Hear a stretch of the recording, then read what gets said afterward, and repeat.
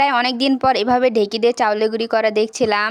এখন তো এসব দেখাই যায় না, সবাই এখন মেশিন থেকে চাউলের গুঁড়ি করে আনে। আসসালামু আলাইকুম এভরিওয়ান, আশা করি আপনারা সবাই অনেক ভালো আছেন। আল্লাহর রহমতে আমরাও অনেক ভালো আছি।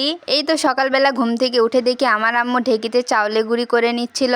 আমি আমার আম্মুকে বলছিলাম, তুমি ঢেঁকিতে কেন চাউলের গুঁড়ি বানাচ্ছ? এতগুলো চাউলের গুঁড়ি তুমি একা একা কিভাবে করবে? আম্মু বলছিল যে আমি আজকে হাতে বানানো সেমাই বানাবো, তার জন্য আটাটা আমাকে ঢেঁকিতেই করতে হবে, মেশিন থেকে করে আনলে এটা হবে না। তবে এই সেমাই বানাতে অনেক কষ্ট হয়। যেদিন চাউলের গুঁড়ি করতে হয় সেই দিনে আবার এই সেমাই বানাতে হয়। চাউলের গুঁড়ি করা হয়ে গেছে, এখন আমার আম্মু আটাগুলো একটা সুতির উনা নিয়ে নিয়েছে, তার ভিতরে আবার চেলে নেবে। এভাবে বেশ কয়েকবার সুতি কাপড়ের ভিতরে আটাগুলো নিয়ে চেলে নিতে হবে। এই সেমাই বানানোর মূল কষ্টটাই হচ্ছে এখানে প্রচুর কষ্ট হয়। চালতে চালতে হাত দুটো একদম ব্যথা হয়ে যায়। পারফেক্ট ভাবে আটাটা চালানো হলে সেমাইটাও ভালো হবে না। এই তো এখন আম্মু বিকালবেলা সেমাইটা বানিয়ে নিবে। এই সেমাইটা দুপুরবেলা বানালে একটু ভালো হয়, কারণ বানানোর সাথে সাথে সেমাইটা শুকিয়ে যায়, তখন রোদ থাকে। কিন্তু সব প্রসেস করতে করতে বিকাল হয়ে গেছে, করার কিচ্ছু নাই, বিকালে এটা বানাতে হবে। তবে এই সেমাইটা নষ্ট হওয়ারও কোনো চান্স নেই। সেমাই বানিয়ে ফ্যানের তলে রেখে দিলে এটা ভালো থাকে। এই তো আমার আম্মু এখানে কয়েক কালারের সেমাই বানাবে। প্রথমে এখানে গোলাপি কালার সেমাইটা বানিয়ে নিচ্ছিল। আমার আম্মু এই সেমাইটা অনেক সুন্দরভাবে বানাতে পারে, দেখতেই পাচ্ছেন সেমাইগুলো অনেক সুন্দর হচ্ছিল।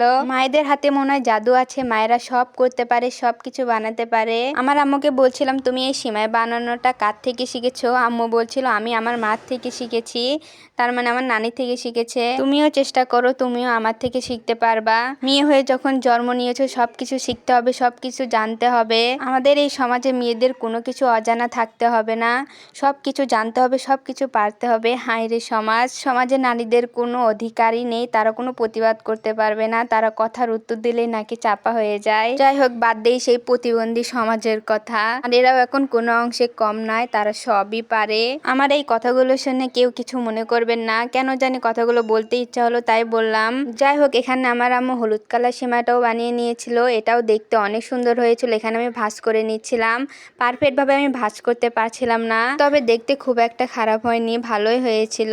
এই সেমাই বানানোটা আমি আপনাদের সাথে একদম রেসিপি আকারে শেয়ার করছি না, কারণ এই সেমাই বানানোটা কম বেশি সব লোকজনই জানে। এই তো এখানে আমি তাড়াতাড়ি করে সেমাইগুলো বানিয়ে নিচ্ছিলাম, কারণ আমার মেয়ে ওই সময় ঘুমাচ্ছিল। আমার মেয়ে যদি একবার উঠে যায় ও কোনো কাজই করতে দেবে না, কুলে উঠে বসে থাকবে, যেই ভাবা সেই কাজ। তখনই আমার মেয়ে ঘুম থেকে উঠে গেছে, আমি আর কোনো সেমাই বানাতে পারিনি। পরে সব সময় আমার আম্মু একা হাতেই বানিয়েছে। ছোট বাবু থাকলে কোনো কাজই ঠিক মতো করা যায় না। এই তো আমার আম্মু সবগুলো সেমাই বানিয়ে নিয়েছে। সেমাইগুলো দেখতে কত কালারফুল লাগছিল, তাই না? সাদা কালার, গোলাপি কালার, কাঠালি কালার, হলুদ কালার, দেখতে অনেক সুন্দর লাগছিল। শুকানোর পর এগুলোকে দেখতে আরো সুন্দর লাগে। আমার এই ভিডিওটা যদি আপনাদের কোথাও কোনো অংশে একটু হলেও ভালো লাগে থাকে, প্লিজ আমার পাশে থাকবেন, আমার ভিডিওতে একটা লাইক দিয়ে দিবেন। এই তো সেমাইগুলো পরের দিন ভালোভাবে শুকানো হয়ে গেছে, দেখুন দেখতে কত সুন্দর লাগছে, তাই না? আজকের এই ভিডিওটা এ পর্যন্ত, দেখা হবে নতুন কোনো ভিডিওতে। সে পর্যন্ত আপনারা সবাই ভালো থাকবেন, সুস্থ থাকবেন। আল্লাহ হাফেজ, আসসালামু আলাইকুম।